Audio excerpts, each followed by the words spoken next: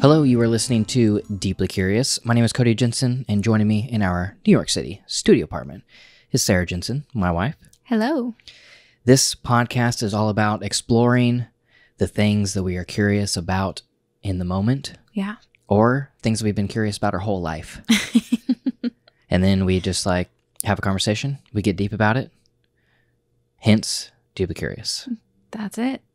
Deeply Curious is brought to you by our friends over at Jensen AV Club. That is our Patreon page. It is the way that we're able to continue creating the art that we are creating without having to worry about creating art that sells. Yeah. So if you want to check out our Patreon page and potentially help support the things that we do, you can head over to Jensen AV Club.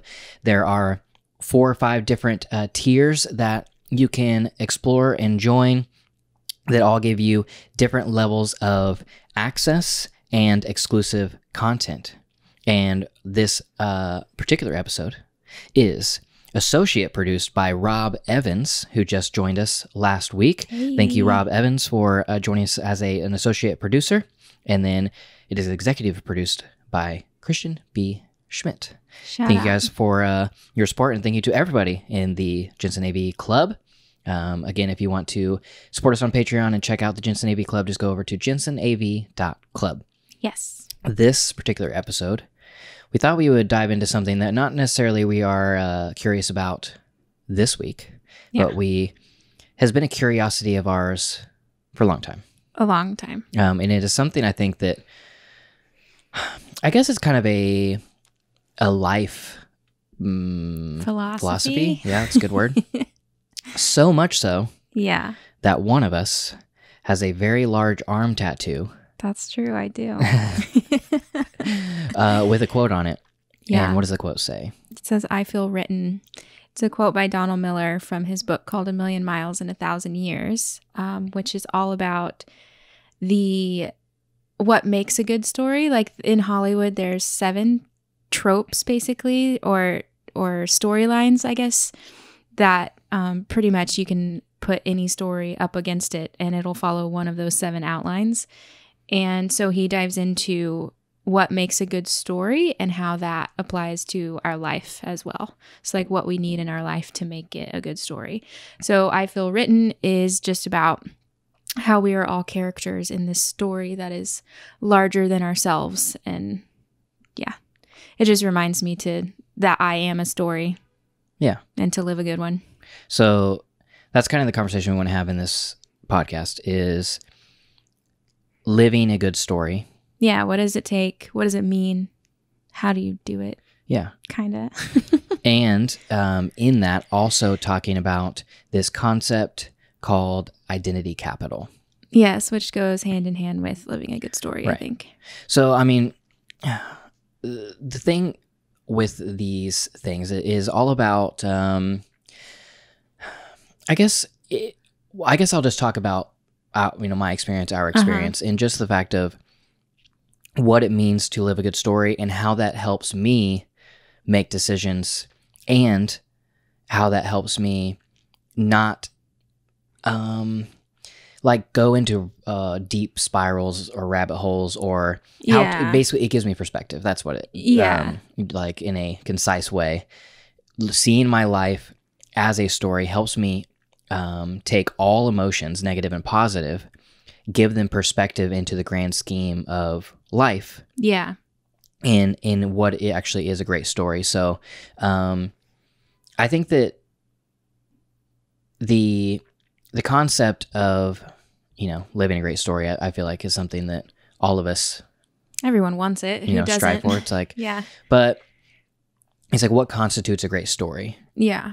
And with, A Million Miles in 1,000 Years by Donald Miller, one of the things he gets into is like, if you basically take the common denominator of all 7 story arcs, that can be, that every single story written in history can basically all of them. Yeah. Maybe there's an outlier, but we'll just say that 99.9% of stories can all fit within these, one of 7 different storylines. And there's a common denominator basically in all of them, in that they all have a character. Yes. That's us. Spoiler alert. But they also all go through conflict. Yes. They all overcome said conflict. Yes. To a certain outcome. Yes. That, produces it, that's like the last 4 minutes of the film whenever they overcome the conflict. And, everything is just, right. Yeah. Or go through the conflict and don't overcome it. And, there's that outcome. But essentially, without conflict, right, there is no story. That's the main point, I guess, is that you have to have some sort of conflict in order to have a good story. Yeah. And it's not that the conflict has to be movie worthy. Yeah. And I also think it doesn't mean you have to like invite conflict. Right.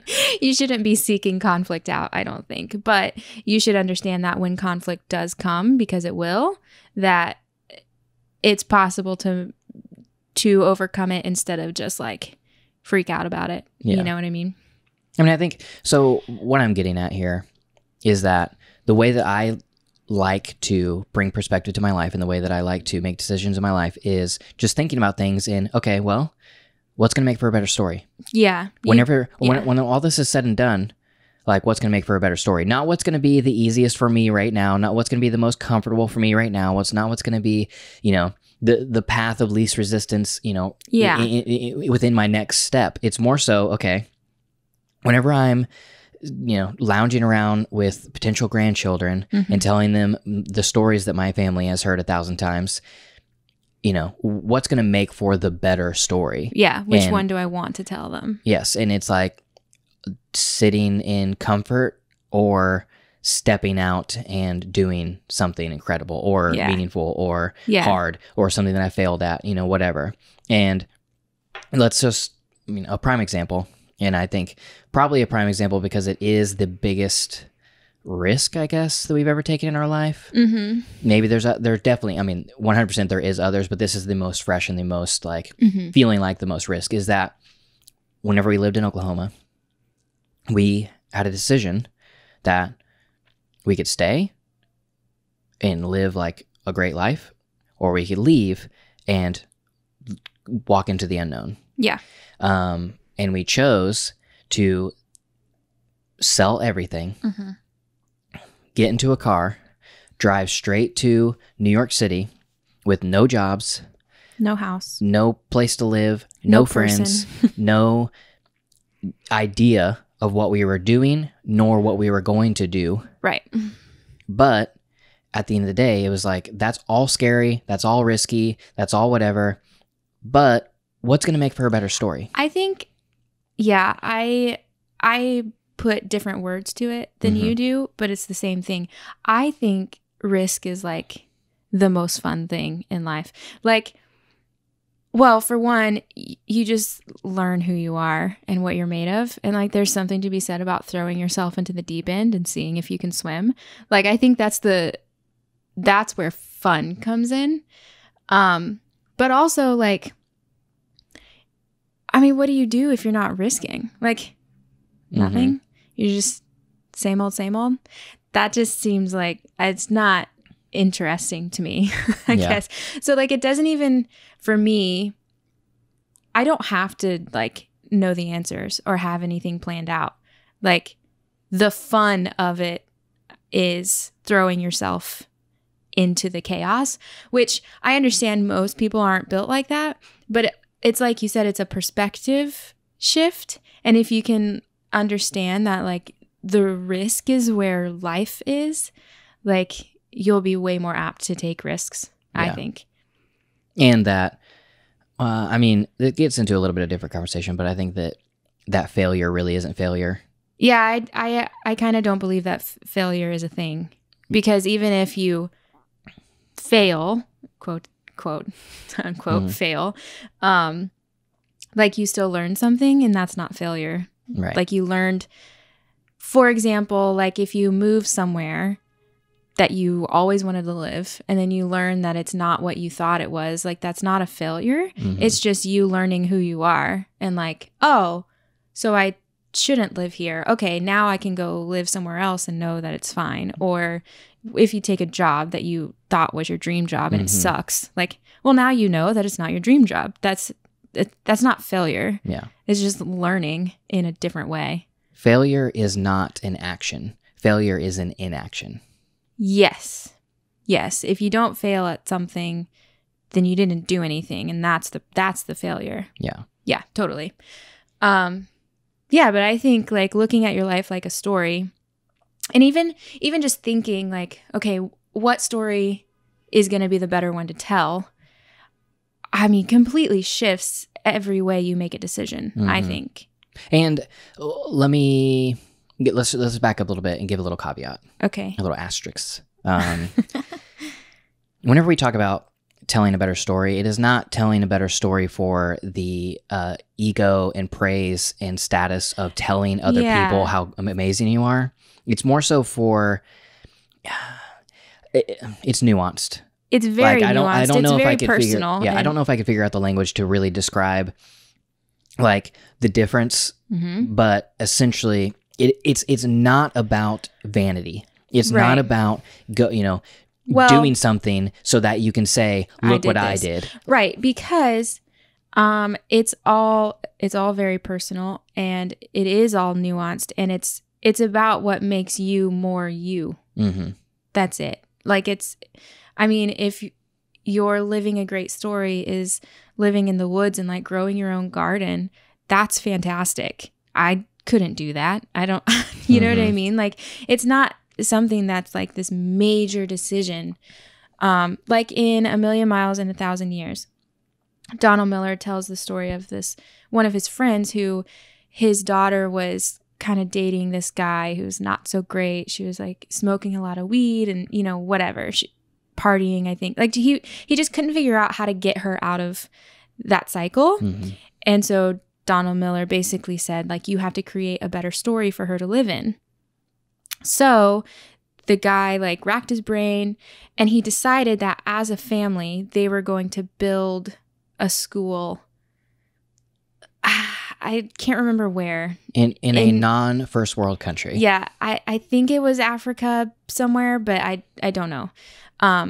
Anyways, he decided as a family they were going to build this school. They were going to fund it completely, and they were going to go there and like see it being built. And within a couple weeks of him making this decision, she dropped the boyfriend. She quit going out at night. She started putting her own money toward the school, like because it was a better story, because it engaged a piece of her that wasn't being engaged. And that's the point. It doesn't have to be something like flashy and showy and like, what we think of as successful. Right. It just has to be better than what you're currently living. Yeah. It's not like, it doesn't come down to like deciding between, buying the Mercedes S-Class and buying the Toyota Camry. And it's like, well, I mean, the Mercedes tells a better story. It's like, no, it doesn't. Right. Like, I think actually that's a story that Donald Miller tells in the book as well. Yeah. The first opening paragraph is about how, like, imagine going to this movie and watching this guy save up money for years to buy a Volvo. And then like the last scene of the movie is him driving off the lot, checking the windshield wipers of his Volvo, like holding his hands in the air, like, yes, we did it. That's not a good story. It kind of sucks and you'd be really mad. Yeah. But for some reason in our lives, that's what we do. That's the story we tell. We just save up years to buy a Volvo and call it good. Insert whatever into Volvo, but that's not a good story. That can't be the reason you're living. Yeah. And so for me, the way that I look at telling a good story is never about the story that I tell to those that I don't know. It's more so the story that I get to tell myself whenever, I'm old and I get to like story arc my life into what it is. Like it's like what's going to be. What's the story I'm not going to regret? And like I said earlier, it's like it's not about the story that has less failure. Right. It's the story of stepping out, the story of trying, the story of struggling and conquering, or the story of struggling and realizing that the struggle is not worth it, or whatever it is. It's like, it's at the end, the way that I like to view it is just in two ways. One is at, past middle life with grandkids, sitting around talking and telling stories about my, my life and the way that I've, whatever lived. What is going to be the thing that I want to tell. Right. And to share those experiences, and then move, 20 years, 30 years, whatever it is in the future of that, into where I'm on my deathbed, and what story is going to be the one without regrets. Right. And I think that, the way that that's why, if you listen to last week's episode about my existential crisis that I am currently in, it's like, those are the things I think about, because, these people, if you look at people who are at the end of their life, the things that they regret are never about not getting the Volvo, or not working harder, or not getting that corner office, or not getting that job, or whatever. It's like traveling more, spending time with family. Yes. It's always reading about more books. It's always about the relationships and experiences. Yes, totally. I think another really good story that I love that Donald Miller told, that I think puts it into perspective of that it doesn't have to be this like grand risk or whatever, is he was on a podcast recently, and he was talking about how he used to be pretty overweight, and he wanted to be thinner. He wanted to lose weight. So what he did was he threw himself into a story that required him to weigh less. And I think like what he did was he decided to bicycle across America. I think he went from Portland to DC or something. Insane, like insane decision. But again, you're throwing yourself into the deep end. You're throwing yourself into something that requires something of you that you don't have yet. And it just really, well, shows your character. It shows what you're made of. And it just makes so much sense. Like if you, in a small way, nobody cares if Donald Miller lost weight. Like that's not a huge thing for us, like it's not something that he did to prove to us anything. He wanted to do it for himself. And it's a better story. It's a better story biking across America when you were too overweight to do it. Like it just is so small, but it makes such an impact on his life. Yeah. And I think that's the point. Yeah. It's not if you want to weigh less, just like do something that requires you to weigh less. Is that simple? And just apply that idea to everything in your life. And that's what it means to live a good story. Yeah. The best story is never the most comfortable. Definitely. It's always the most uncomfortable, I think. Like it's always the ones where failure or death or whatever is imminent. Like that's why 300 is such a like inspiring movie, or all of those underdog stories. That's why those are inspiring, because literally they had no chance, but they did it anyway, and came out ahead. Like that's the point. So thinking about my life as a story, for a story that I'm writing, or a story that I get to relive at the end, like whatever it is, just living my life as a story gives me perspective to make decisions that lead me down a path that I have less and less regrets, I guess. And then also what I like about it, thinking about life this way, is in the moments of struggle, totally, it helps me keep perspective in the fact that this isn't the end of the world. This is just a better story. It's like we have come across different, even in small things, like just things just don't go your way. We have, probably a good dozen stories of like being on vacation, or being, wherever, and things just don't go the way that we expected them to. Right. And in those moments, we're like, well, that sucks, but it's a good story. And you're like, just thinking about, in the future, that whenever we, revisit this moment as a story, that overcoming this thing is something we will actually tell. Yeah. Versus if everything went our way, you know, it would be like, yeah, we went to London. Yeah, exactly. Like, I think kind of experience is king, you know? Like, it doesn't really matter if it's good or bad. Like, you go for the experience. That's what you're searching for. That's what you want. Like, you want these experiences, even if it's not ideal, you know? Like, it's going to be a good story as long as you have the right perspective. So just experience is king, I think. Yeah. And so to give you an example, is this last, you know, just a few months ago, we went on a 10-year anniversary trip to London. And we like found out the night before we were supposed to get on the plane, you know, whenever you're supposed to check in to the flight online. I went to check in online. Long story short, found out that the airline that we booked our tickets through had gone bankrupt and had notified nobody. And we no longer had flights to London, where we had a friend waiting on us, an Airbnb booked, like everything was in place and paid for. And now we are out the original ticket price, and now we have to find new tickets to get there within the next like 24-ish hours.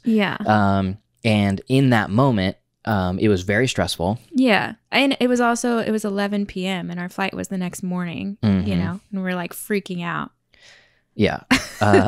So it's like we're freaking out, doing all this stuff, but then like we get on the plane and we're like talking about it, and it's just like, well, this is going to be a great story. You know, it's like, it sucks so bad that we just had to spend like an extra $1,000 or whatever to get here. Which, you know, it's not like not ideal and not, you know, what we want, but it, you know, it's like, but not letting those things ruin your enthusiasm for whatever it is you're doing is the point. And knowing in the moment that, well, this is a story that not very many people get to have in their lifetime. Like, you get to have it. That's cool. That's fun. You know, it sucks, but it's fun. Exactly. And so, you know, so that's like something small. And I guess this is all just like sharing perspective and experience in like how I personally view and deal with struggle and making difficult decisions, I think. Making different and making the best of difficult situations. And you know, and I think it's harder to live in the moment of that. Totally. But I think I have found that I've been able to do it. I don't know if everybody can get there, but I can't provide you a pathway to get there either. But it's just a pathway of self-awareness. Well, self-awareness, and I think just mental stamina. Like, you have to build that muscle in your brain, you know? It's not just you just come across a difficult situation and you're like, oh, this is easy. That's not how it works. You know, it's like, it takes practice to even come to the conclusion that this is a difficult situation, but I know, like, but I can see in the future the benefit of it. Like, that just takes practice. Even whenever we moved to New York, the day we were leaving, you can actually go back on our YouTube channel and watch the video that as we were, you know, filling up the car with gas for the last time in Tulsa, like, I just stopped and we talked about how this right now, this is a moment, this is a story that we will tell for the rest of our lives. Because this is one of those defining moments of being a human. Is that stopping, selling everything, and driving out of a town with people that you love in that, and that's comfortable. A comfortable, you know, great jobs and great people, great everything. Like, no really great reason to leave either. But doing it because we feel like we need to, and we feel like we are following, you know, a direction that we're supposed to go. And stepping out in faith in that moment. And so, like, we talked about it of like, we need to take this in because this is one of those moments in life that we will tell forever. Which, I mean, is also why we filmed it, because we knew beforehand, we were like, this is a big thing. And like, we're not going to forget it. So that's why we started filming it. So also in this vein of living a great story and making decisions for yourself for the story that you want to tell of your life, another like thing to think about, or another principle, I guess, is this thing that we learned about quite a few years ago called identity capital. Yes. It's from the book, The Defining Decade. Yes. And if you are in your 20s, 20, years old to 29, like when we have friends who are older that have read it and said that it's still very helpful. But if you are in your 20s, I mean, it's specifically written for you. Right. It's specifically written for you. It's called The Defining Decade, and like living your best 20s or whatever, like the tagline is. Yeah. And it is a book I would highly recommend for anybody. Yes. Especially if you're in 20s, and then especially if you're in your early 20s. Yeah. It really lays, some great principles out for, how to live life. But one of the big things that the book talks about is this thing called identity capital. And I think identity capital is a great definition for even what we've just been talking about for the last 20 minutes. Right. In that, making the decisions to live a better story, because I think you have the definition. You can read that. It says identity capital is our collection of personal assets. It is the repertoire of individual resources that we assemble over time. These are the investments we make in ourselves, the things we do well enough or long enough that they become a part of who we are. Some identity capital goes on a resume, such as degrees, jobs, test scores. Other identity capital is more personal, such as how we speak, where we're from, how we solve problems, how we look. Identity capital is how we build ourselves bit by bit over time. Most important, identity capital is what we bring to the adult marketplace. It's the currency we use to metaphorically purchase jobs and relationships and other things we want. So basically, the idea is that identity capital are kind of those more undefinable things that you're gaining through experience to add to yourself, to put in your arsenal of skills. So it can be a job sometimes it's not. Sometimes it's a skill that you learn from a job that was sort of an accidental thing you didn't even realize you were learning. It's just like these things that are more nuanced, that aren't really like, here's the job I had and here's what I did at it. It's like, right. You know what I mean? Yeah. Yeah. I think that, so identity capital is one, it is doing things that help you tell a better story with your life for the external, I guess. Like, yes. If you are going out for a job, there are certain pieces of identity capital that you can gain over the course of your life that make you a better candidate for that specific job. Right. And then outside of like the work side of it, right, there's also identity capital in just the fact of being an interesting person. Yes. And there's like social things and professional things, and all of this stuff is like wrapped up in the story of your life, which is made up of your identity capital. So I'll kind of try to give an example of how I like to think about identity capital, and the fact that, let's say your dream is to be a editor at a publisher or something. It's like that's like your dream job. And as you're working towards being an editor, all of your decisions are following the specific path that you're supposed to go to become an editor at a publisher. Right. And you go to the right school, you take the right course, you take the right internship, you go to the right thing. And all of those things are, the supposed perfect pathway for you to become an editor at a publisher. And the problem with that is that every other person that their dream is to become an editor at a publisher is going to the same school, going to the same internship, going to the same, networking events, going to the same, like, whatever. And at the, in the whole end of that spectrum, how many ever years that takes, you show up to the interview, and the interviewer has just listened to 20 other candidates that have gone through the exact same process to get here. Right. Versus if you were to build up identity capital outside of that process, let's say you did all of the same things to get there, but I mean, I think that you could even take your own path. Yeah. But let's just, say that you took all the same paths, but then, you also took outside of that something completely unrelated. Right. In that you took an automotive class and you learned, this ins and outs of a car in general and how to fix it. And then you also took scuba diving and also, spent a summer in, I don't know, somewhere else. Yeah. Studying abroad. Yeah, wherever it is, Zimbabwe or something. And it's like all of these things, while completely unrelated and while you couldn't walk into a job interview for publishing, an editor and say, I took a scuba class. I took a scuba class and an automotive class and I, studied abroad in Zimbabwe.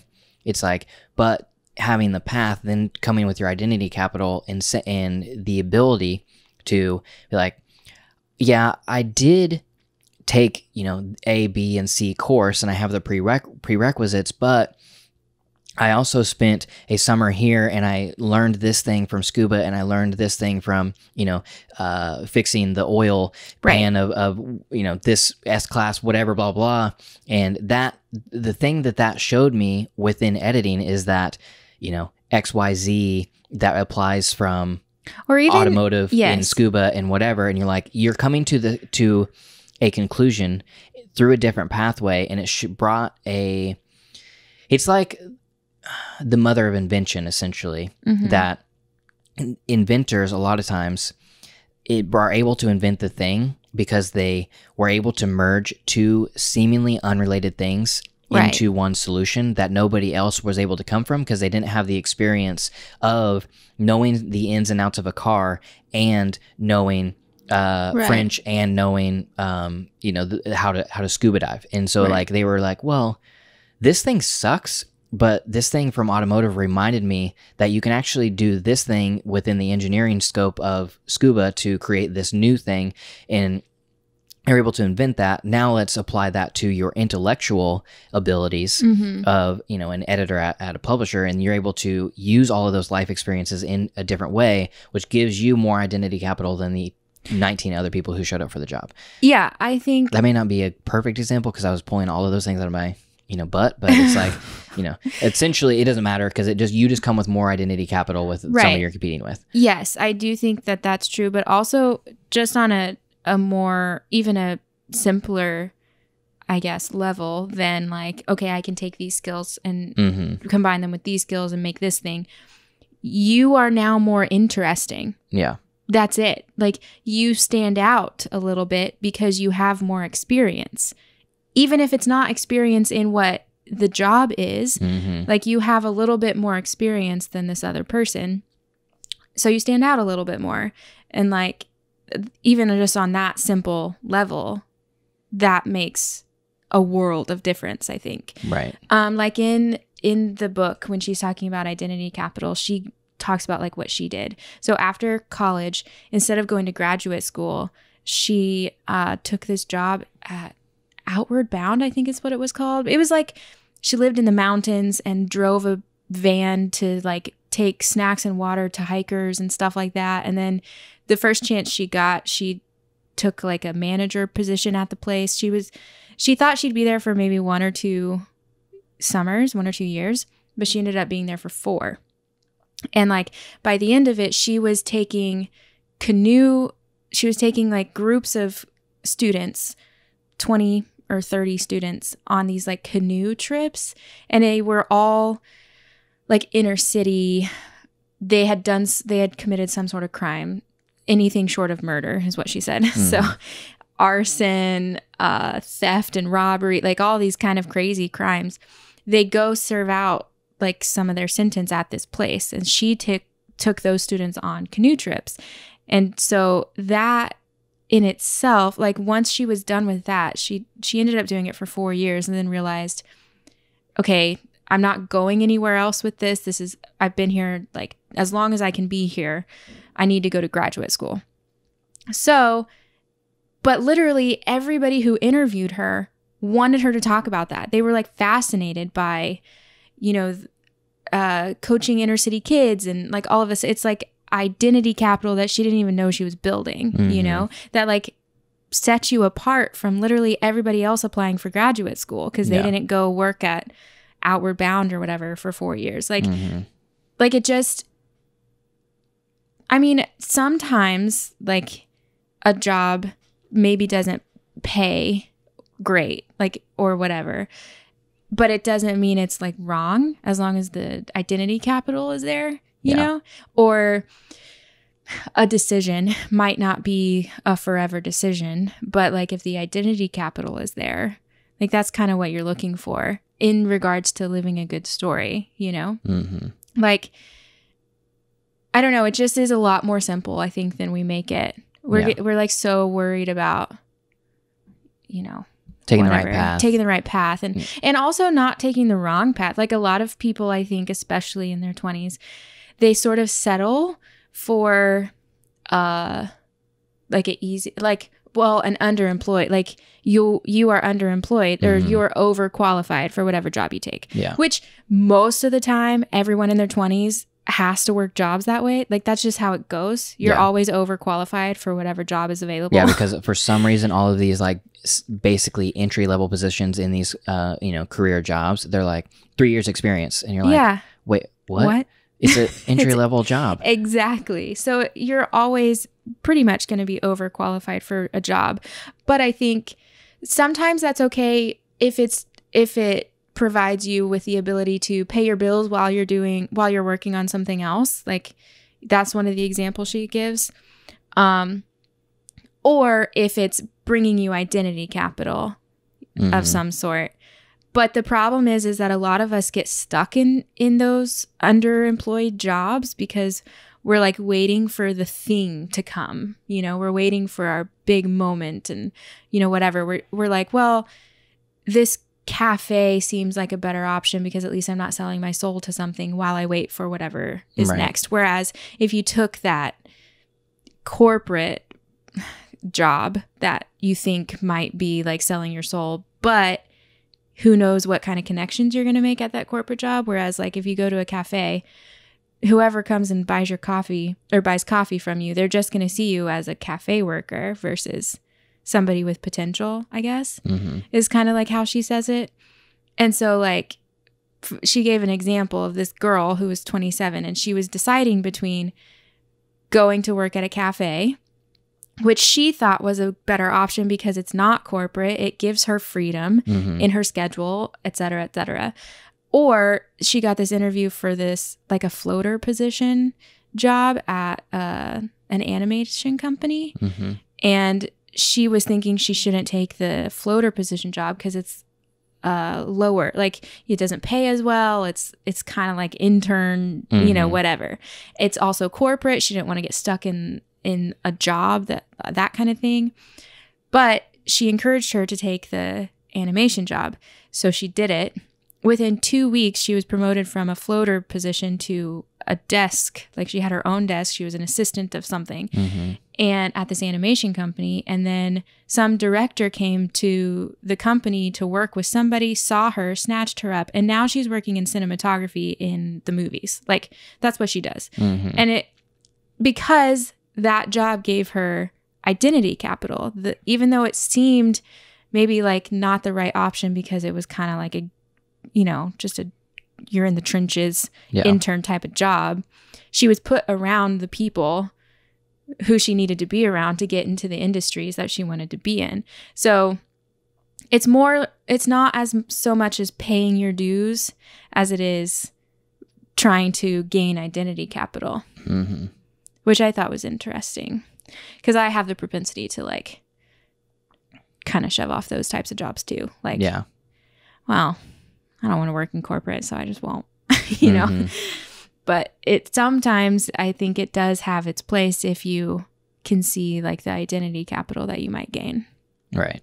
And I think to go along with that, I think a lot of the, especially in your 20s, especially with our generation and next generation up is struggling with paralysis by analysis. Totally. And, choosing by not choosing, or, choosing the option that seems like the most choice ambiguous. Right. So like the cafe is like, well, I'm just doing this to make money, but it's not necessarily picking a career path. Right. Because if I take the animation job, that means that I'm going to have to be within the animation world for the rest of my life. And if I'm wrong, then I wasted everything because I chose this one thing at this one time, whenever that's just a lie. It's not true. It's like, if you go and you got the animation job, and let's say you did remain the floater for, a year and a half, and you're like, man, this isn't going anywhere. I don't really even like animation, I don't think. And so you just go try something else. That wasn't a failure, like we mentioned earlier. Right. That was learning. Yeah. But you would have never learned that if you had just taken the career ambiguous job and been like, I'm just going to do this, to make money while I try to figure out the decision that I actually want to make. Yeah. Like that girl who took the animation job, she was quoted in the book, and she had this long thing, but she said, the one thing I have learned is that you can't think your way through life. The only way to figure out what to do is to do something. And like, that's exactly it. That's what identity capital is. Like you do something because you can see what it's going to provide you, or what you're going to gain from it. And then once that is as far as it can go, you move on to the next thing. Yeah. And I think all of that can seem like that only applies to a job or a career, or right. like working, which applies because the majority of people work towards a career. Like that's something that is a major part of their pathway. Right. But then there is also people like myself who I have no desire to ever get a job in that way. Not that I won't ever, but just through the 30 years of my life, I've not once been like, I think I really want to go into that industry and have a boss. I would like, I am more entrepreneurial and like, even though it takes harder work, I prefer that path. Right. That still applies because, one, in everything, that identity capital gives you more life experience. That's essentially the other way you can say identity capital is just life experience. The more life experience you have, the more things you can bring to the table, even if it's your own table, in creating your ideas, creating your invention, creating whatever it is that you're trying to do. Every piece of identity capital that you have is another circle on the Venn diagram that one day may shift closer into a center. Yeah. That you're like, yes, this is why. Yeah. Like you never thought that thing that you did, for your freshman year of high school that seemed like the stupidest thing you've done, you're like, but actually like gave you some sort of life experience that ended up giving you the ability to create that new piece of art, that new product, or that even just new gave you a skill, like it taught you how to be adaptable, or whatever. Like it taught you how to be disciplined. Like I think just a lot of times all we need to do is shift our perspective. I think that's pretty much what this podcast is about, is like shifting your perspective and understanding that everything that you have to decide, or that you go through, or that like all of life is really just about learning and growing, and like it's all beneficial, even if it doesn't feel like it, which that's more nuanced than a blanket statement. It can't be that blanket statement, because there are tragedies that happen. Obviously, there's things that we can't control that actually affect us, like markets and whatever, like things that are unfair that happen. Right, but tragedies are still life experience. Yes, but I'm just saying, like, they shouldn't happen. You shouldn't have to go through things like that. But generally speaking, everything that happens in life is going to benefit you in some way if you can learn to shift your perspective. Okay, so in that, what would you say are a few pieces of identity capital that you have earned? Oh gosh, I don't know. I'm good at giving out this advice. I'm not good at Well, it's not necessarily advice. It's just like, what do you... Well, it's my philosophy, but I'm not very good at it. It's kind of like the curse of knowledge, I'm like I know myself too intimately to like be like, oh yeah, I definitely plainly see this. Yeah. Well, I mean, I think another way to think about this is something we've said in the past, is that you are only as interesting as you are interested. Totally.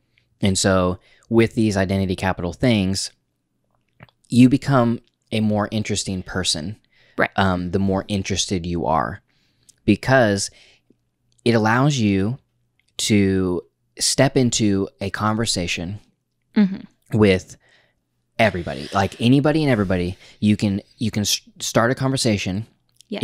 As you listen and you are interested and you ask questions, you can bring things to that conversation because maybe you were interested enough to listen to podcasts or read books or talk to other people, and you're like, oh yeah, that reminds me, I talked to this other guy that does this thing, and that just makes you an interesting person, which you never know how that connection can lead to partnerships in business, partnerships in life, business opportunities, like all of those things, by having those conversations and being an interesting person, which again, I think you're only as interesting as you are interested. Right.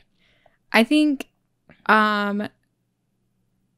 books is one of my identity capitals, probably, in some form or fashion. Again, I'm not good at like pinpointing anything about myself. I need other people to tell me who I am. That's you know what I mean? But I do think like it has been the thing that's like always been my constant. It's also the thing that people come to me for and about. So I think in some form or fashion, like literature is an identity capital.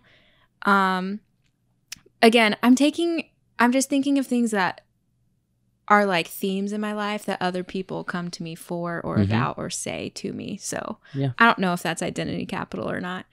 But then also I think I'm very highly adaptable to situations, which I think is identity capital. Like you can throw me into pretty much whatever and I'll figure it out.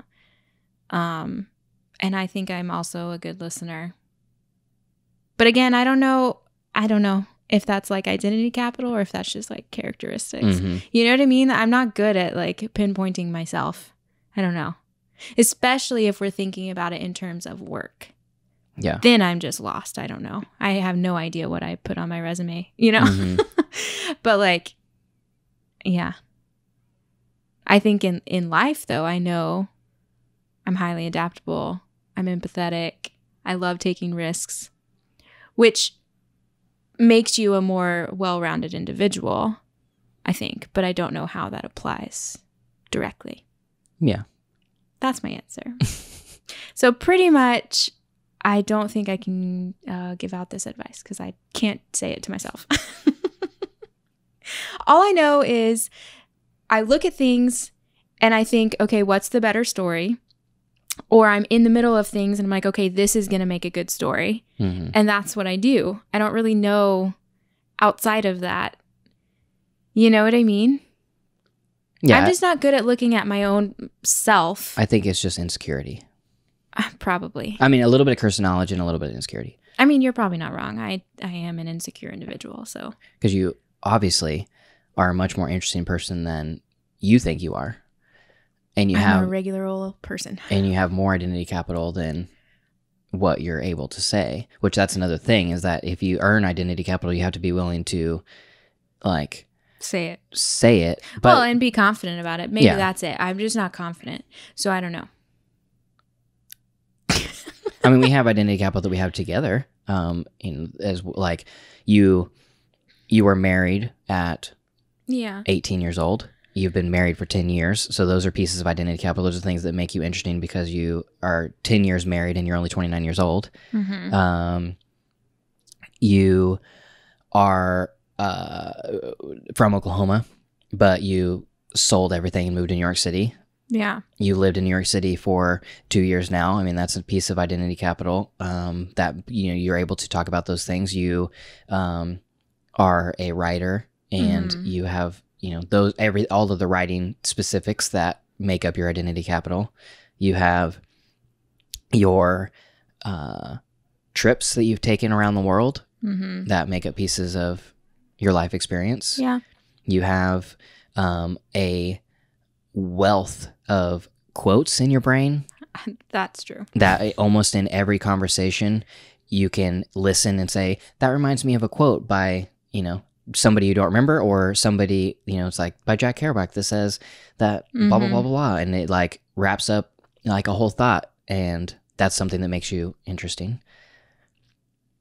I guess so. You like became a YouTuber by accident, which makes you like another story and life experience. Yeah. I guess that's the thing, is that I just I don't know how to like concisely put it together what I know. Yeah. I mean, you were a cheerleader. I was. That's probably a fun fact nobody would ever guess about me. I was a cheerleader and I loved it. Thank you very much. I mean, all of those things, I was a cheerleader. I was in track. I was in basketball, soccer, everything. See? Except for softball. Hated softball. I guess so. Yeah, I just don't know how to talk about myself. That's pretty much it. I've known that about myself for forever. So, I mean, I think that's actually it used to be in my bio on my website. I don't know if it still is, but literally I would say something about like, I'm just trying to know I'm not good at talking about myself, so let's just get a cup of tea and have deep conversations about things that matter. Like, I think that was the line. And it's true. If anybody ever asked me to write I've had to write bios about myself for like guest articles and things like that. And it's harder for me to write one line about myself than it is 1,000 words about something. Like, I just can't do it. Like, they're like, oh, give me like a 2-sentence bio. I'm like, oh, crap. I live in New York. My name is Sarah. Yeah, I cannot write something about myself. So like, yeah, that's probably the whole problem. It's like, I don't know how to write about or like say anything about who I am. Whatever. That's that. But what about you? You haven't said your identity capital.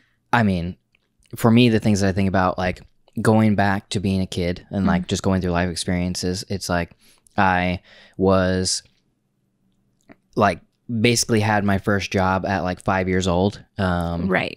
Obviously unofficial job. Right. But helping my dad out at a job that he had. And I learned how to use a register, how to give change back in those things at such a young age, which led me to starting to gain entrepreneurial like skills or, simple math skills and people skills, things like that. I earned the best square dancer award like 3 years in grade school. I was really good at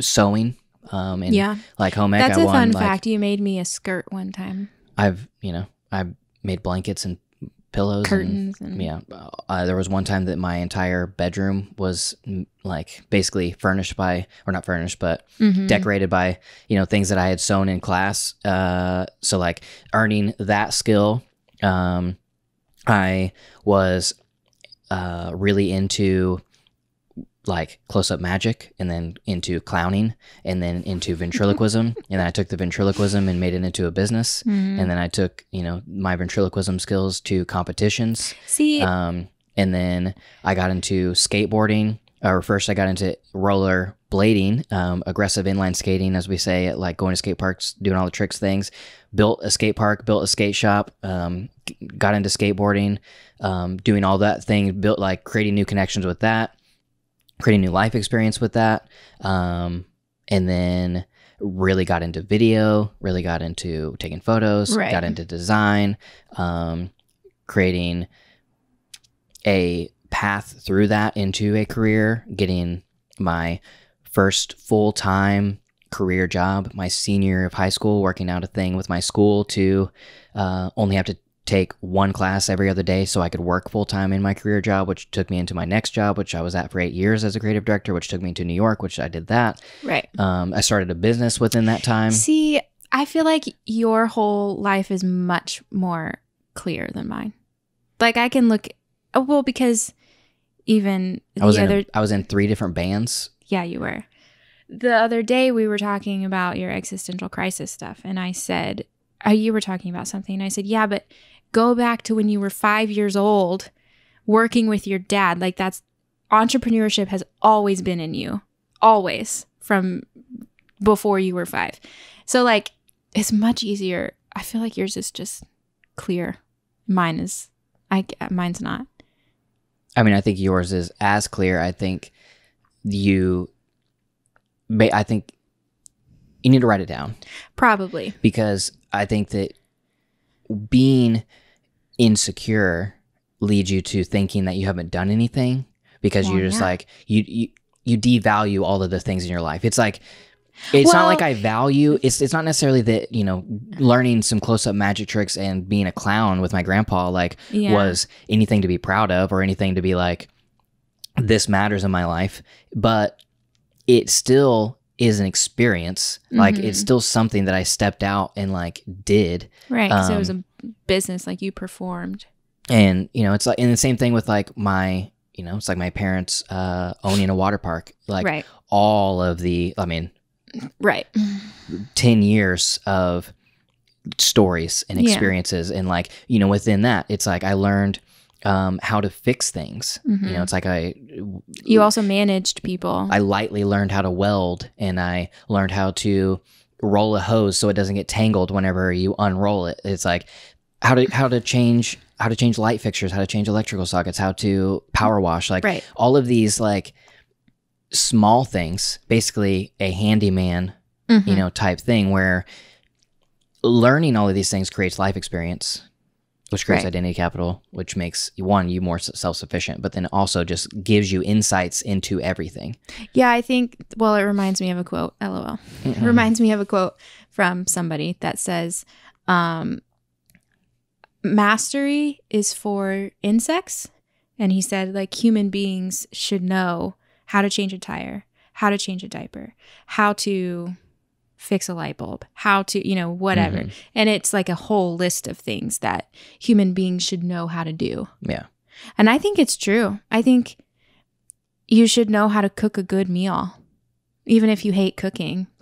That's one of the things for me that when I think of skills I want to learn, at some point, just for fun, just because I want to learn them. Cooking is one of them, even though I really hate cooking. But I feel like I should know how to cook a good, healthy, balanced meal. Just because you should. And I understand that not a lot of people are going to agree that mastery is not for humans. That's a common debate, and probably even just a common belief that you should be a master of something. But I kind of like the idea that no, you should gain as much knowledge in as much areas as you can. Which that reminds me of, we all have heard the quote of Jack of all trades, master of none. Yes. And that is used as a derogatory thing of of learning, you should know one thing really well. You should become the master of that thing. But the funny thing, the ironic thing about that quote is that isn't the full quote. The full quote is Jack of all trades, master of none, but oftentimes better than the master of one. See? It's the opposite of what we use it for. Yes. That's actually the same as the phrase, Rome wasn't built in a day. It actually is, Rome wasn't built in a day, but it burned in one, or something like that. And it's about, I find that fascinating that we just cut off the things that we don't want to acknowledge. It's a quote that means something exact opposite. If shortening and using it for our own, whatever, actually changes the meaning entirely. Right. Specifically with that one, because it literally is the opposite of what everybody says. Yeah. Yeah. I kind of believe that. I kind of think, I also think maybe I'm just too interested in things to be a master of something. I think it would be nice to be a master of something. Right. It would be nice.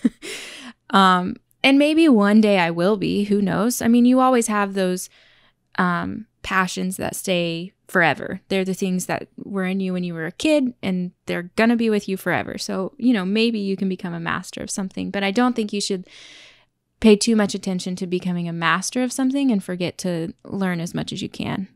I have a great example. The other day, I was at a job, and this guy brought in a cart carrying some stuff, and it was all tied together with a ratchet strap. Mm-hmm. There were multiple other people in the room, and two men tried to. One of the guy brought it in. He was like, "Does somebody know how to get this off?" And another guy went up, and he was like trying and like couldn't undo a ratchet strap. Yeah. And I was like, let me get it. And so like I went over and like exactly knew how to like take a ratchet strap off of something, like something so simple. Right. Like it to me, it doesn't seem like that should be that even is a skill. Right. To know how to take a ratchet strap off of something, but it is really it is that's a prime example of what I was saying to you, is that you have all of this life experience, you have all of these identity capital things that it's hard to say, like you wouldn't write down like I know how to take off a ratchet strap. Yeah. But because of my life experience, because right. I have gone through things and I've done more than just like mastering one thing, I can work in my mastercraft of video, right. Which is what I was doing. But some guy brought in equipment. Yeah. It was ratchet strapped and didn't know how to take the ratchet strap off. Right. So it's like those type of things. Yeah. Or even like learning, like you mentioned, wrapping a hose so it doesn't, like that skill flowed into whenever you were working, whenever we were at the church in Tulsa, because right. We had to wrap cords every single week. And like, you have to know how to do them so that you don't kill yourself next week when they're all tangled together. You know, it's like, I think just learning how to, again, look at things differently and from a different perspective, and shifting your perspective is really what it's all about. And like, for example, Taylor Swift, who is like a master songwriter, like she really is. She's a master songwriter, entertainer, performer, whatever.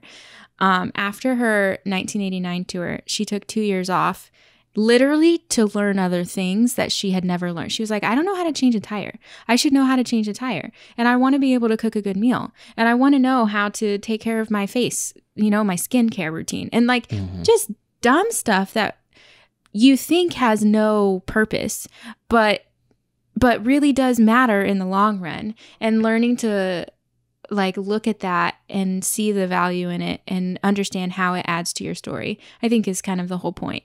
And I think just it takes time to shift your perspective. It takes time to like retrain your brain on how to, look at your life like a story. But I mean, yeah, I think it's the way to go. Absolutely. Another thing that I thought of whenever about life experience and learning things is just being curious. Yes. And paying attention. One thing that I've always done is anytime I'm have the ability to watch somebody who is a master at their craft do it, I will. Like if somebody if somebody comes over to my home, like I hired an electrician to do something for me, I watch the process. And it's not so that I can like necessarily do it myself and do a crappy job at it, but it's so I know how it works, so I know how it's done. And it's like, and then in the end, if it is something that is super easy, that I just didn't know how to do, and it can be done by an individual, not a licensed electrician, it's like, then I can just do it. Right.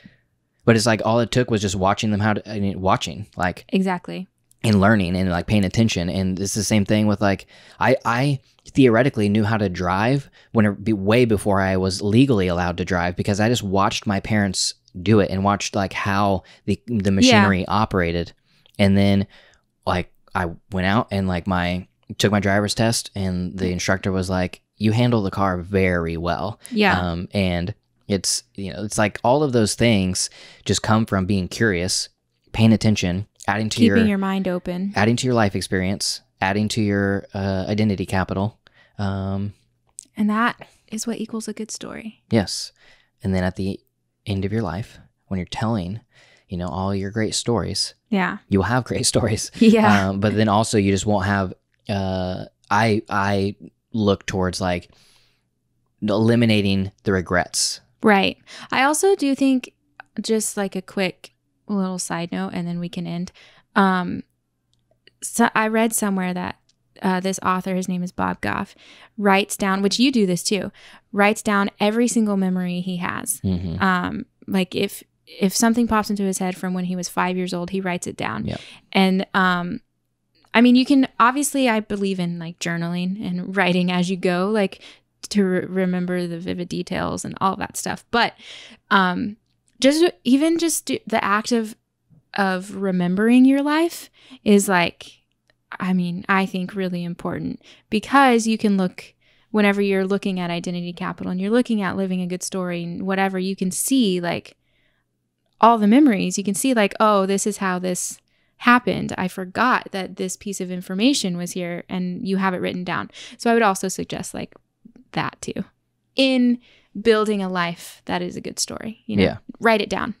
Yeah. I mean, I have an entire note on my phone. There's just a list of every memory that comes to me. And I think it's cool when you think about the end of your life, and you know, we're talking about like what story do I want to tell my grandkids or whatever. Mm-hmm. Like at the end of your life, you have this list of memories of you that your family can look at, or that you can look at and remember what a good story it really was. You know. Yeah. So get out there, live a great story. Yeah. Build that identity capital. Do it. Be interested so you can be interesting. And thank you to all of our Jensen AV Club members for making our art possible. Yes. And if you want to help support our art, you can do that by going to jensenav.club. The link is also in the show notes and description. Thank you guys so much for listening, and we will see you next week. Bye.